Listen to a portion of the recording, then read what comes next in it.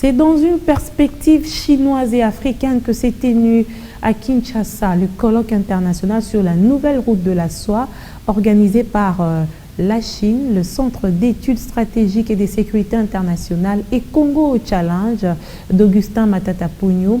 Cette rencontre a contribué sur les avantages asymétriques de l'initiative One Belt, One Road.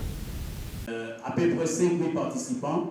Une dynamique d'échange international entre des scientifiques congolais, africains et chinois qui s'inspire du leadership de la République populaire de la Chine.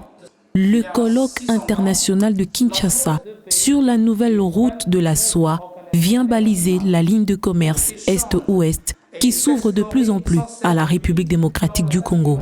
Ces assises de 2 jours, organisées par l'ambassade de Chine en République démocratique du Congo, en partenariat avec le Centre d'études stratégiques et de sécurité internationale CECI, ainsi que le think tank Congo Challenge, se veut un cadre de réflexion. Ce colloque est significatif pour la promotion de la coopération sino-africaine d'une part et sino-congolaise d'autre part. L'initiative de la ceinture et la route est proposée par le président de la République populaire de Chine, son Excellence M. Xi Jinping, en automne de l'année 2013, est composée par la ceinture économique de la route de la soie et la route maritime de la soie du XXIe siècle. L'initiative encourage des partenaires à renforcer la coopération dans de différents domaines en tenant sur les principes de consultation approfondie, de contribution conjointe et de bénéfices partagés afin de réaliser l'effet synergique des avantages mutuels et gagnant-gagnant. Tenant compte des enjeux, défis et perspectives économiques, le think tank économique Congo Challenge, partie prenante de ce colloque, a axé sa contribution scientifique sur les avantages asymétriques de l'initiative One Belt, One Road.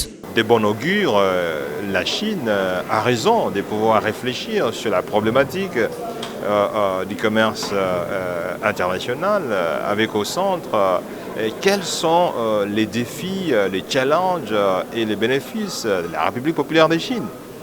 Il appartient alors au continent africain et particulièrement à la République démocratique du Congo de pouvoir aussi examiner sous l'angle d'un commerce international gagnant-gagnant comment la République démocratique du Congo se retrouve dans cette problématique. Voilà pourquoi le bureau Congo Challenge, qui est un think tank économique que je représente, ainsi que les centres d'études stratégiques, ensemble avec l'ambassade de Chine, ont donc travaillé.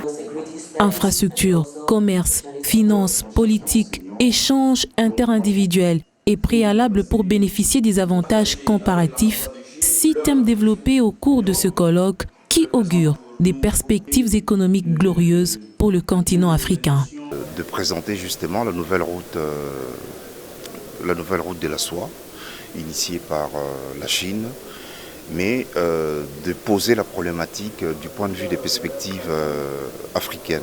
Après la partie solennité liée à l'ouverture officielle du colloque, nous allons attaquer directement avec le premier panel qui est en fait un panel de présentation générale de la nouvelle route de la soie. Et ces panels sera animé par 3 professeurs. Il y a un professeur qui vient du Cameroun, le professeur Foué, il y a le professeur Cyril Mouzila et puis il y a le professeur Zhang qui vient de Chine.